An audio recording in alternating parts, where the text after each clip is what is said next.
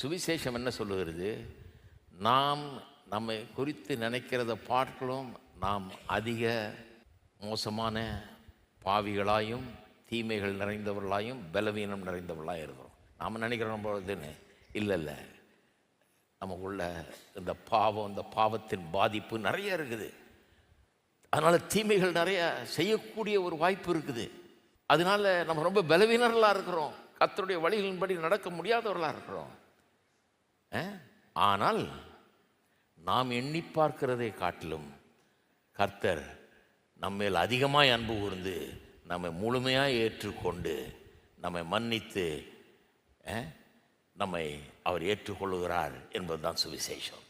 நாம் நினைக்கிறத விட ரொம்ப பெரிய பாவி நம்ம, ஆனால் நம்ம நினைக்கிறத விட அவர் ரொம்ப நம்ம அன்பு கூறுறாரு. நமக்கே ஆச்சரியமாக இருக்கு, ஐயோ இவ்வளோ பெரிய பாவி அவ்வளோ அன்பு கூறுறாரா? நீங்கள் நினைக்கிறது காட்டிலும் உங்களை அதிகமாக அவர் அன்பு கூறுகிறார்.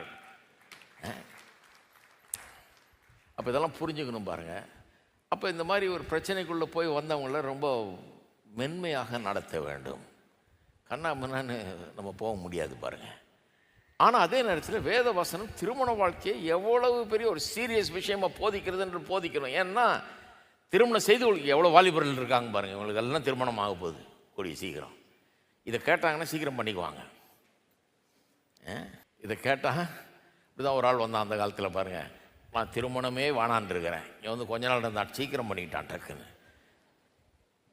இங்கே ஒரு பொண்ணை பிடிச்சி போய் வந்து திருமணத்துக்கு டேட்டு கேட்டான். சொன்னேன் திருமணமே பண்ணிக்க மாட்டேன்னு என்ன ஆச்சுன்னு.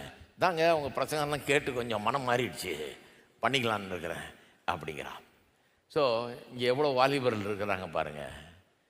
இது நான் சொல்கிறது ரொம்ப அவசியம். திருமணம் வந்து சாதாரண காரியம் இல்லை. இன்றைக்கி பண்ணிக்கலாம், நாளைக்கு தூக்கி எரிஞ்சிட்டு போகலாம், அப்படி பண்ணுறதில்லை. ஆனால் விவாகரத்து நடக்குது அந்த உலகம். ஆமாம் நடக்குது.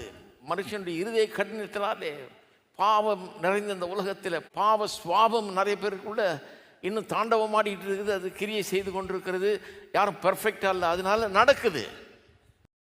அது நடக்கிறதுனால அதை நம்ம நியாயப்படுத்த முடியாது. அதெல்லாம் ஓகே பரவாயில்ல அப்படி ஒன்றும் சொல்லலை. நம்ம நடக்குது. ஆனால் கர்த்தர் அவர்களுடைய குறைகளை எல்லாம் அறிஞ்சு வச்சிருக்கிறாரு. அவர்கள் நினைக்கிறது காட்டிலும் அவர்கள் நிறைய குறை உள்ளவர்களாக இருக்கிறாங்க, பாவம் உள்ளவர்களாக இருக்கிறாங்க. ஆனால் அவர்கள் நினைக்கிறது காட்டிலும் கர்த்தர் அவர்களை இன்னும் அதிகமாய் அன்பு கூறுகிறார் என்பதுதான் உண்மை.